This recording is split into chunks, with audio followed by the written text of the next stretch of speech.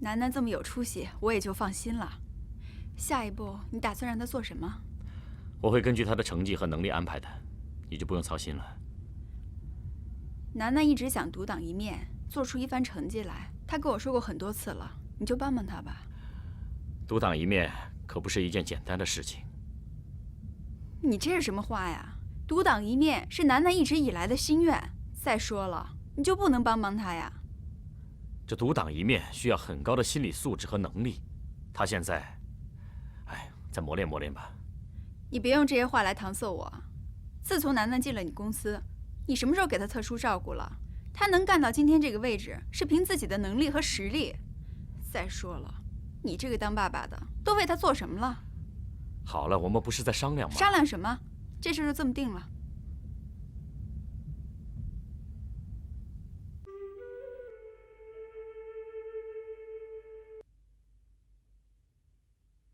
商量什么？如果你承认自己是楠楠的父亲，就应该知道该怎么做。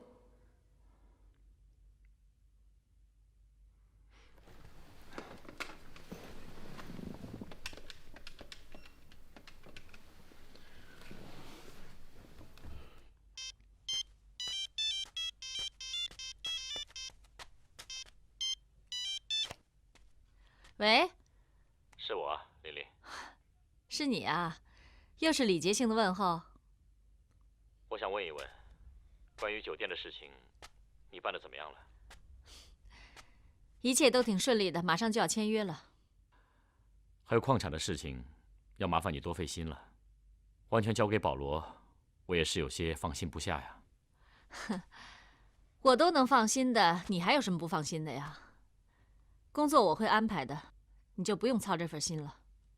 要是有时间的话，就多为你自己那摊事操点心吧。那没什么事儿，我挂了。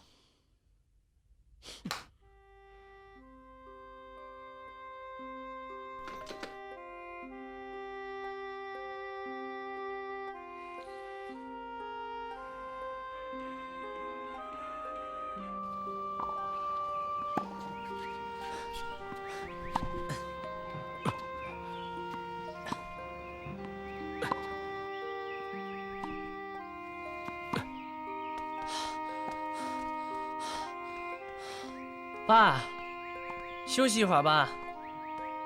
啊，怎么打不动了？来吧，喝点水。不错，总的来说，球季还是很有长进的，不错不错。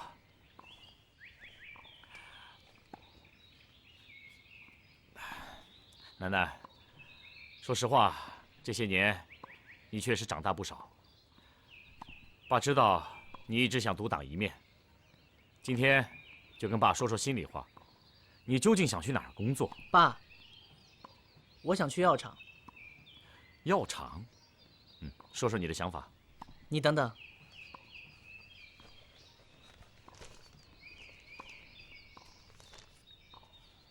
爸，虽然药厂现在是主干企业，但是它的发展空间还是很大的。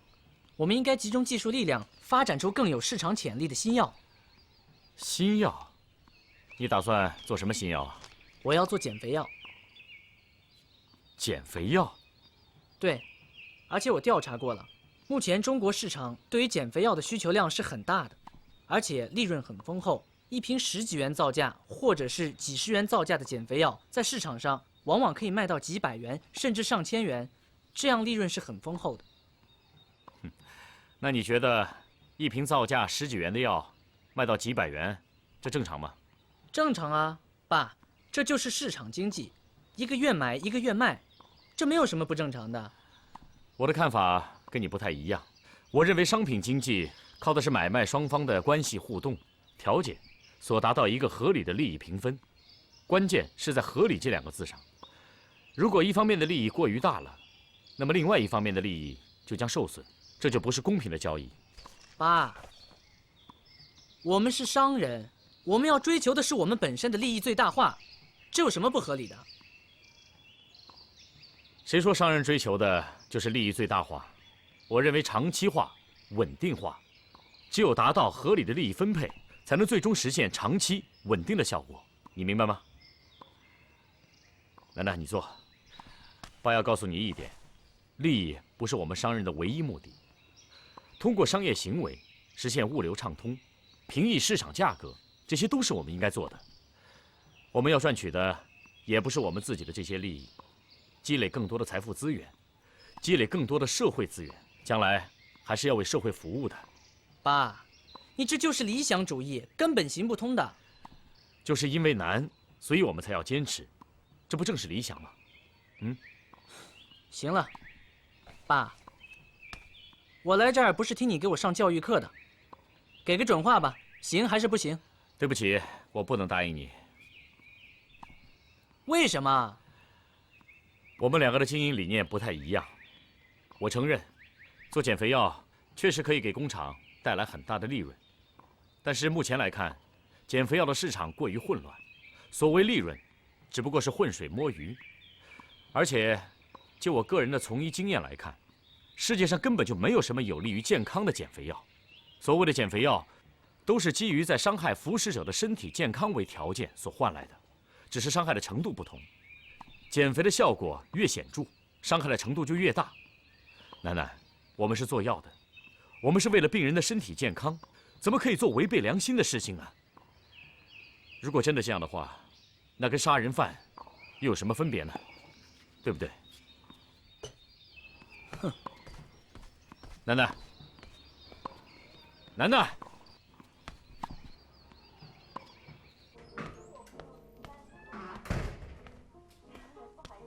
回来了。跟你爸谈了吗？给你安排了吗？安排了，你满意了吧？怎么这口气啊？安排了应该高兴啊。高兴什么？我说我要去药厂，他非把我扔到什么破纸厂去了。那不也是独当一面的事儿吗？妈，这个你就不知道了。药厂是公司最大的企业，这纸厂是公司最小的企业，他这分明是在敷衍我。对了，他那也是敷衍你。楠楠，话可不能这么说。你看，你才20多岁就能独当一面，要是没有你爸，怎么可能呢？再说了，企业大有大的好，小有小的好。企业大了呢，不便发展；企业小了呢，便于管理，发展起来啊就更好。所以，你要是能把这个公司干好，那不更能证明你的能力吗？我一定要在短时间内把这个最小的公司变成公司最大最强的企业，我要证明给他看。好儿子，你干什么，妈妈都支持你。哎呀，来，里边请，这和你还可以啊。老万，你这肚子里憋的什么臭屁？领我上这儿来干嘛呀？嗨，我肚子里那点弯弯绕哪能瞒得住你呀？我是看你上班太劳累，下班又太孤单，回去连个说话的人都没有，想让你来这里散散心。哎，你放心，所有的费用都包在我身上。怎么着？想给我使美人计不成啊？我可告诉你，我可是兵来将挡，水来土掩，你就出招吧。那行，你就当我是糖衣炮弹。哎，你把糖吃了，你把炮弹扔给我，不就完了吗？你看行不行？真有你的啊，你小子！来，都过来！我跟你们说啊，把这位先生给我伺候好了，只要他高兴，我就高兴，我高兴了，你们都有赏啊！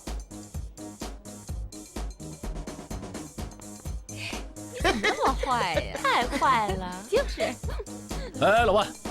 哎，我都安排好了，你说你只管玩啊，玩好。哎，你什么意思啊？回来！坐嘛，坐嘛，老板别害羞啊。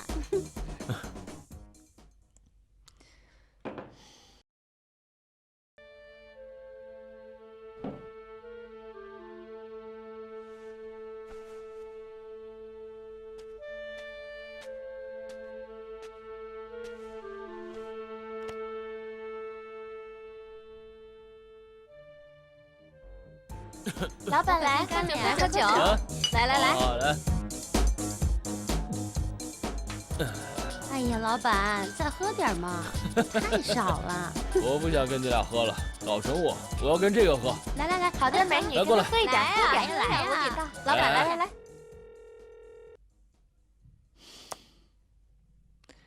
这碗去哪儿了？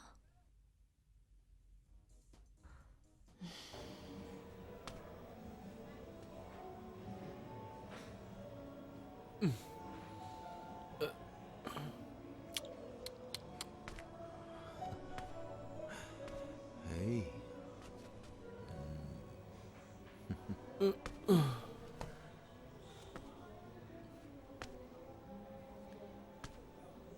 宝厂长，醒醒了，天亮了。吓我一跳。怎么样？昨天玩的还满意吧？一般般。哎，听你的意思不太满意啊。今天晚上咱再换个地方，一定让你满意。好了，别说了啊。今天的事儿到此为止。有什么事儿，你就赶快说吧。什么意思？你这么卖力的讨好我，肯定有事儿要求我吧？赶快说吧，别绕弯子了。宝厂长，你说我现在在你手下干事儿，请你出来玩玩、散散心，那是我分内的事儿，哪有什么事儿啊？要是那样，我不成小人了吗？你以为你不是小人吗？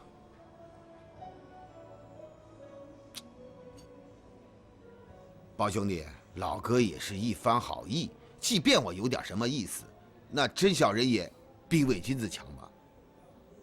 对吧？如果你真的没事儿，那我先走了。啊，那你走啊，那你慢点。那你慢走啊。哎呦，哎呀，没事没事。哎呀，老万，老万啊，你真的没事儿啊？我没事儿，你没什么吧？好了，你的好意我记住了。但是今天的事儿，你知我知，千万别让那个林妹妹知道了。如果让她知道了，我饶不了你啊！啊，你是怕琳琳小姐吃你的醋吧？别废话了，记住我的话啊！行行行，你放心，那你慢点走啊，你放心吧。哎，那我送送你，我送。不用了，我送送，我送送。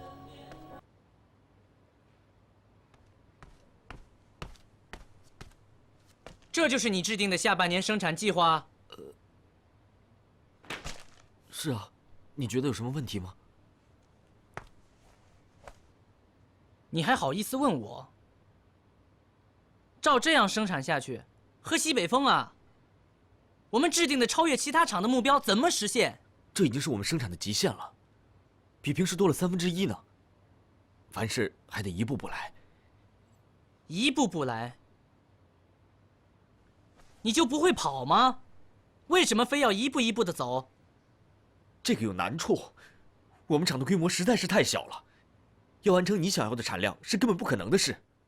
如果你不信，你可以到各个车间具体考察考察呀。既然这样，那就扩大规模，加大投资。不是我。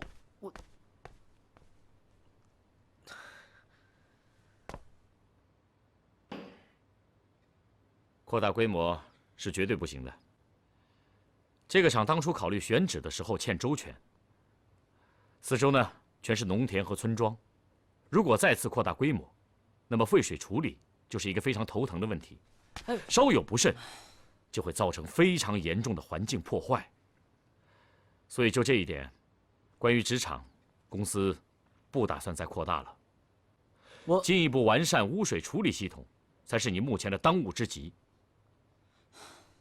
那照你这么说，这厂就不再发展了？发展不是一个规模问题，产量、质量、销售，各方面的管理和协调都是发展的内容。得了吧，爸，你就别说那么多好听的了。说到底，这就是个没前途的企业，我在这里怎么能发挥我的才干？你分明是在限制我的创造力。楠楠，你听我说。你听爸说，我之所以让你去职场，是因为这个厂虽小，但是各个方面非常的完善，而且产品生产的过程也非常的规范，你去管理很容易上手的。等过一段时间，你积累了一定的企业管理经验之后，爸爸会重新考虑你的位置的，啊。你是想让我当看家婆是不是？这不是我性格，我要做的是开拓，是创新，我要做别人没有做过的事情。好了好了，别生气了，我明白，要创新，必须要懂得守旧。再说了，你以为做看家婆那么容易啊？古人不是有句话吗？打天下容易，守天下难。我看呢，好好想想，啊。哼。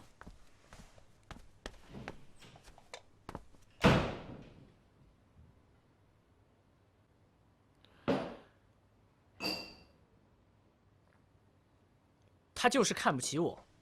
什么叫创业难，守业更难？我就要创业，我不要做什么守业的老婆子。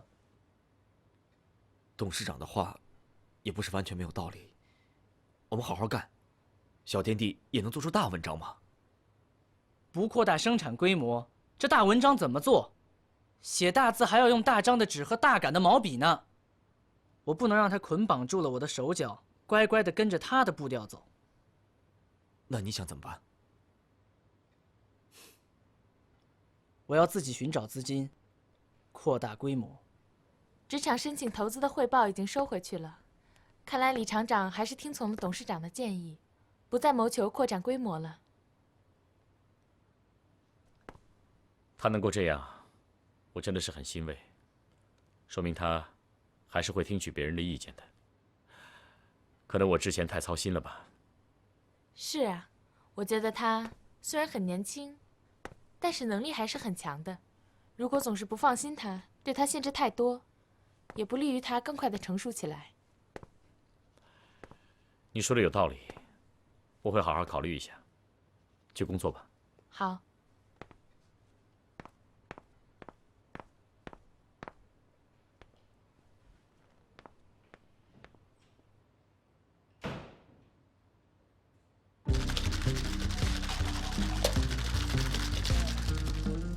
哎，该你叫了。你说话。你说。 6个6。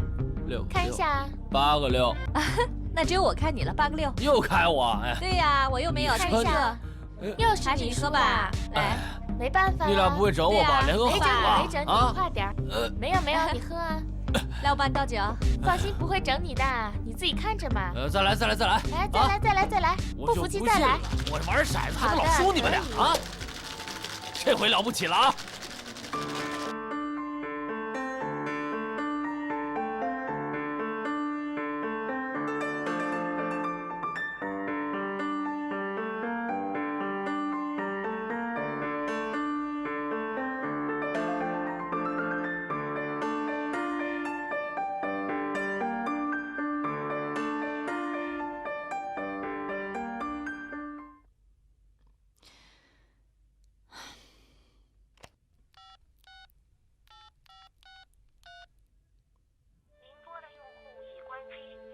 稍后再拨。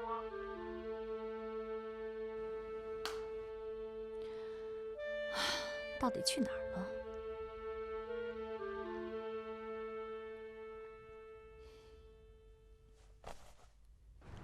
挺能喝的啊！今天你表现的可是不太好啊，月月。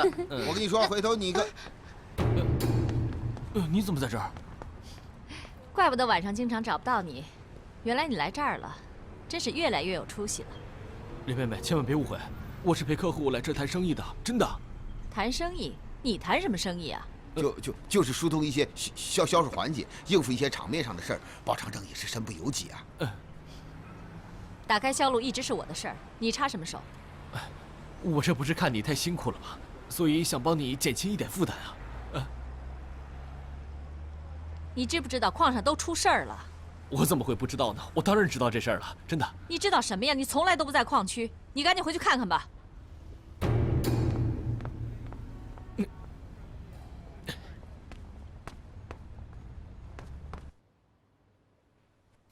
你们在搞什么名堂？临走的时候明明交代过，注意安全，注意安全。你们把我的话当耳旁风了是吧？啊？我们没有。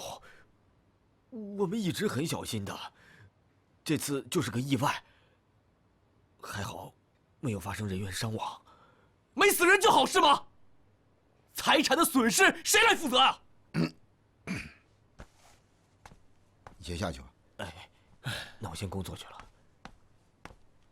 哎呀，宝经理啊，你没必要这么在意。这么大的矿山发生点意外，那也是很正常的事儿。哎，你先坐。别着急，别着急。这琳琳小姐发这么大的火，恐怕是有别的原因吧？是啊，我怎么就在那个鬼地方遇到她了呢？真是倒了8杯子血霉了。你不用这么自责，这不算什么。关键是你得拢住她的心，只要你拢住了她的心，这根本就不是什么问题。拢住她的心，我恐怕没有这个能力了。哎，你千万可别这么想。这男人吸引女人最重要的是什么？自信。只有自信的男人才能赢得漂亮女人的欢心，所以你得自信，得非常自信，这样才能有机会。你琢磨琢磨，琢磨琢磨。没想到你小子对付女人还有一套啊！不愧是老江湖啊！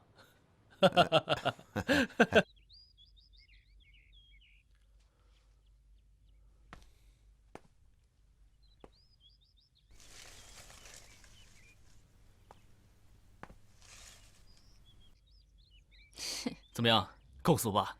知道俗你还做？我知道我俗，俗人就做俗事儿啊！我的林妹妹，你就原谅一下宝哥哥吧，啊！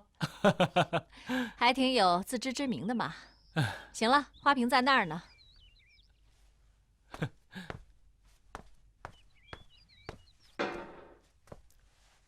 我这叫真诚。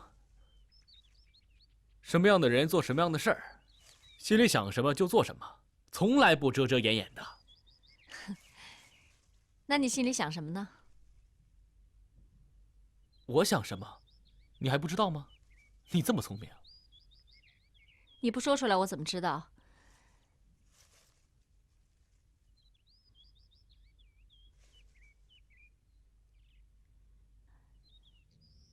哎，刚才有人说自己很真诚，从来不遮遮掩掩，怎么不说话了？我可真说了啊，琳琳，我真的，喜欢你。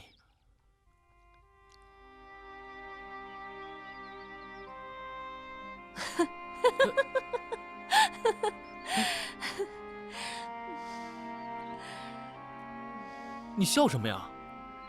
很好笑吗？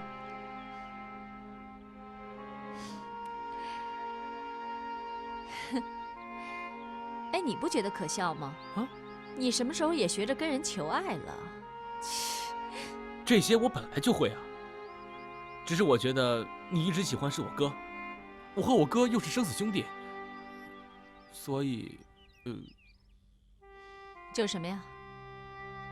不过现在我想明白了，我哥虽然喜欢的是你，但是他真娶不了你。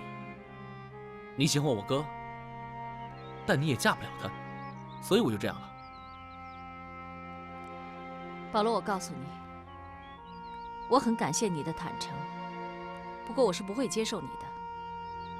琳琳，为什么？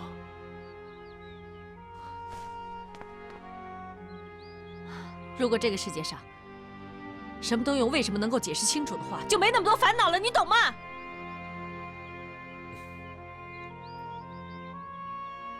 总之，我希望你以后不要这样了，因为我们毕竟还是朋友。可是我不想和你做朋友。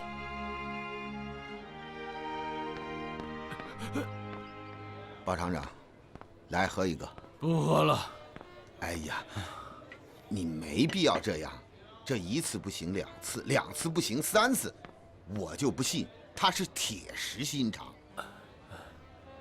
老板，你不知道，你真的不知道，他喜欢的不是我，而是我哥。那你哥他不是已经结婚了吗？他还能再娶2个老婆是咋的？这个世界上的事情就是这么不公平。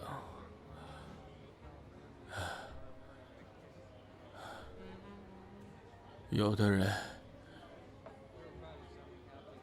家里守着一个女人，心里还装着另外一个，眼里还望着一个女人，而有的人想要一个女人都不行，不行啊！那你哥，他可太不仗义了，你们可是生死相交的兄弟啊！你说什么？你敢说我哥？小心我揍你啊！哎，我这不是为你好吗？为我好也不行。谁敢说我哥，我就跟他玩命！啊，对，这才是生死相交兄弟应该做的事情。我佩服包厂长，我真的佩服你。来。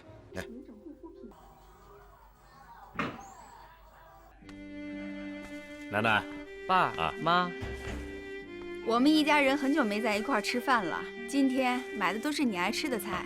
妈，随便点就行了，我们都有事儿，谁像你没事儿天天在家待着？哎，楠楠，不能这么跟你妈说话。没事儿，你们父子俩都是干大事的人，我呢一个家庭主妇，就给你们做后盾了。别这么说，你以前可是武术队的教练，还赶过马帮呢，很多男人都比不上你呀。那都是过去的事儿了，现在我什么都不想，就想着我们楠楠有出息。妈，你就放心吧，我绝对不会给你丢脸的。那楠楠，说说看，最近工作怎么样啊？需不需要我们总公司的协助呢？不用，非常顺利，我们这个月的利润又提高了2成呢。2成？是吗？不错啊。那我回到办公室要马上看一看你们的报告，如果可行的话，这样拿你们作为一个试点，也激励一下别的企业的士气，你看怎么样？好，谢谢爸。那我先休息一会儿。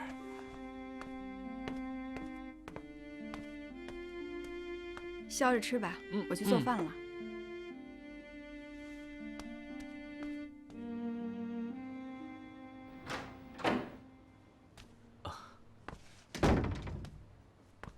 你叫我？这是我要的计划吗？这么保守，什么都照我爸说的那样，干脆我们什么都不用做。这已经是我们最大的能力了，没有总公司的资金支持，我们实在拿不出那么多钱来扩建啊。我不是已经让你以总公司的名义往外募资了吗？你就不能动动脑子吗？你坐着。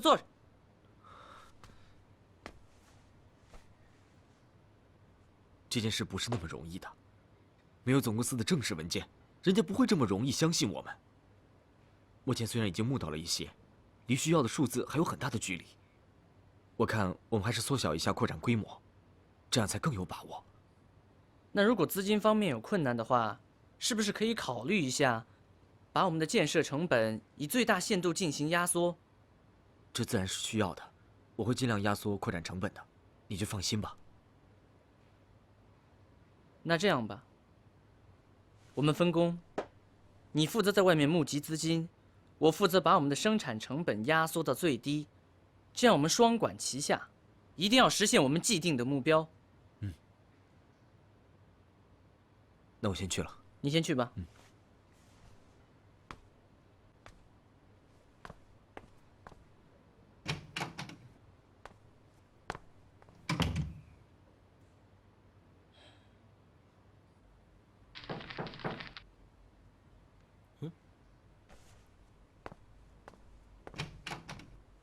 老万，你来干什么？我来看看你。哎，玩电脑呢？是啊。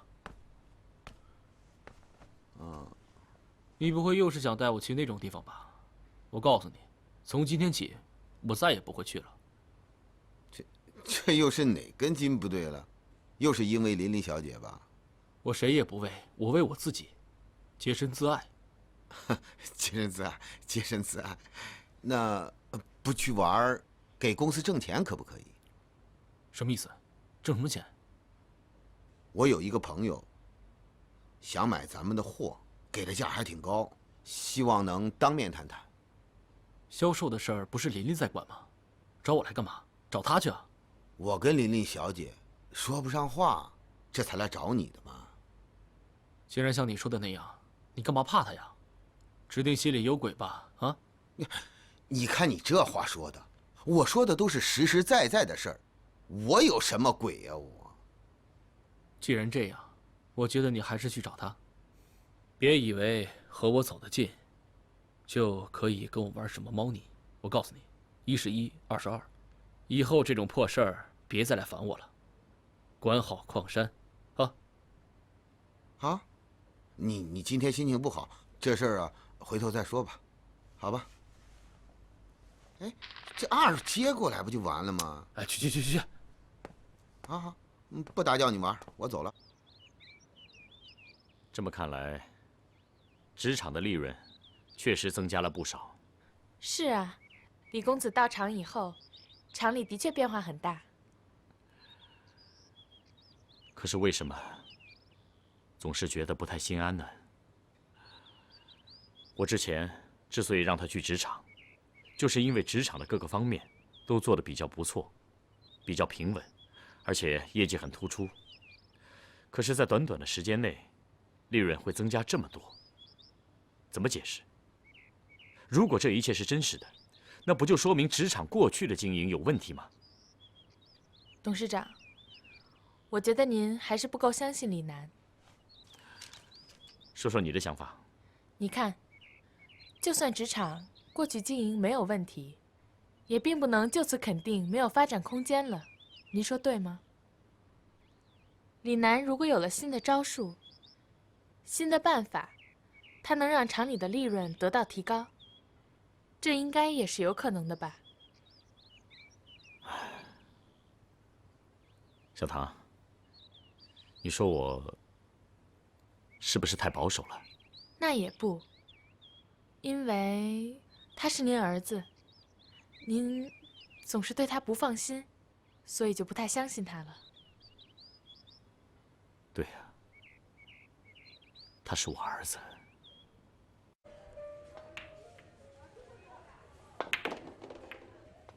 按照你的指示，我们终止了过去的一些关系户，重新联系了一些更出得起价的商家，利润是增加了不少。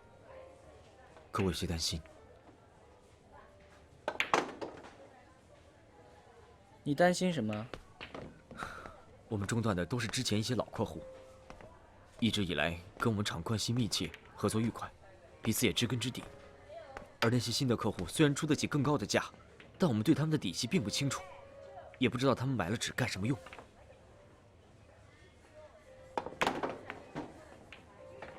你的担心不是没有道理的。不过现在我们正是用钱的时候，这也算是一个权宜之计吧。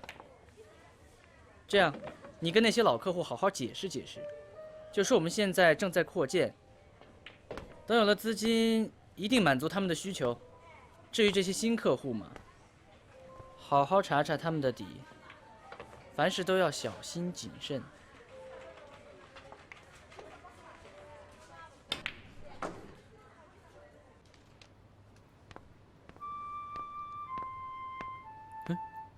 哟，是什么风把我们家大小姐给吹来了？赶快坐。怎么，我不能来吗？怎么会呢？你能来，我非常开心，真的。我不来不就失职了吗？我没这个意思，我……保罗，你不用说了，我知道你是个好人。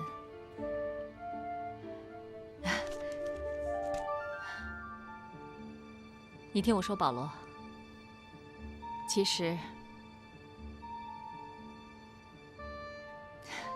其实你是个好人，你能喜欢我，我很高兴。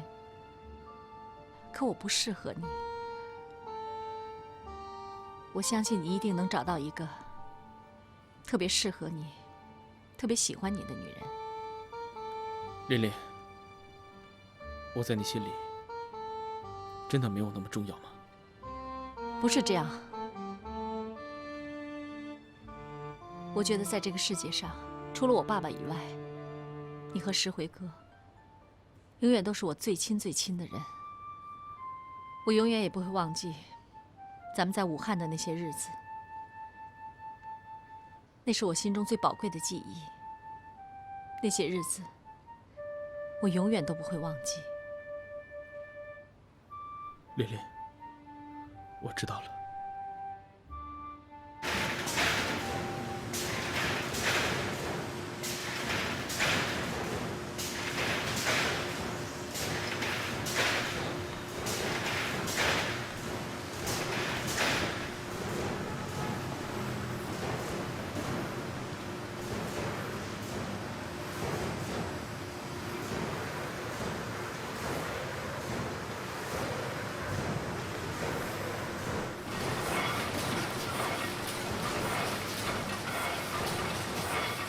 这是怎么回事？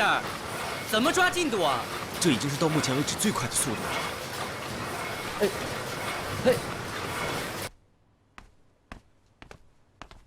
扩建的问题准备的怎么样了？还是资金的问题。如果按原计划，我们的资金还是不够。真的就没有别的办法了？如果不能争取到新的资金来源，恐怕没有别的办法了。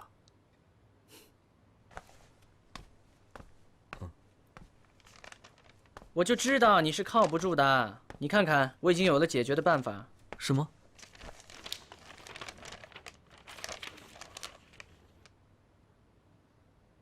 怎么？你要把污水处理的经费挪用到扩建中来？不仅如此，我觉得这个污水处理系统目前就不要运行了，因为它就是一个吸金桶，我们每个月30%的利润就这样被它给吸走了。这可不行。董事长一直强调，我们这个企业最重要的就是污水处理了。况且这也是我们厂在同行中做的最出色的一点了。这我难道不懂吗？可是非常时期就应该有非常措施。等我们的利润增加了，我们再回过头来处理污水系统，这不就完了吗？这有点冒险了吧，李楠？不是我唱反调，我觉得做生意就像赌博，有时候冒点险是必然的。只要我们灵活一点，把环境部门给应付过去，这就没有什么关系了。你污水处理的再好有什么用？国家会给你发资金吗？做企业最重要的是什么？是利润。你难道连这个都不明白吗？那我们还是向董事长汇报一下，好吗？向他汇报？现在是我在负责，你什么都去问他，那我们什么也做不成。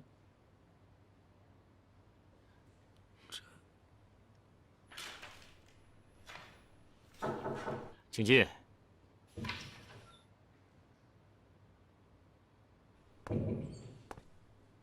啊，小段。董事长，我想跟您汇报点事儿。好啊，反正我好久没有对你们厂了解情况了，你来的正好，坐吧。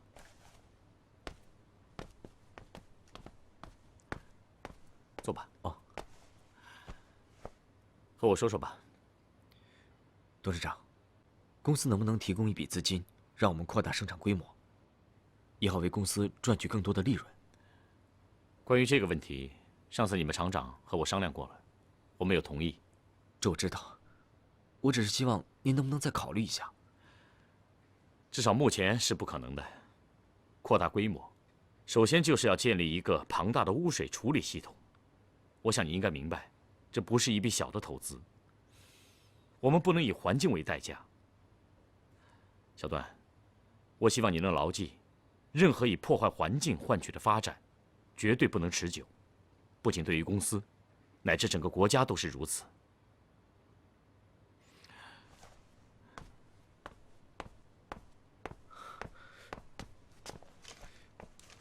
这么说，公司真的不打算提供资金了？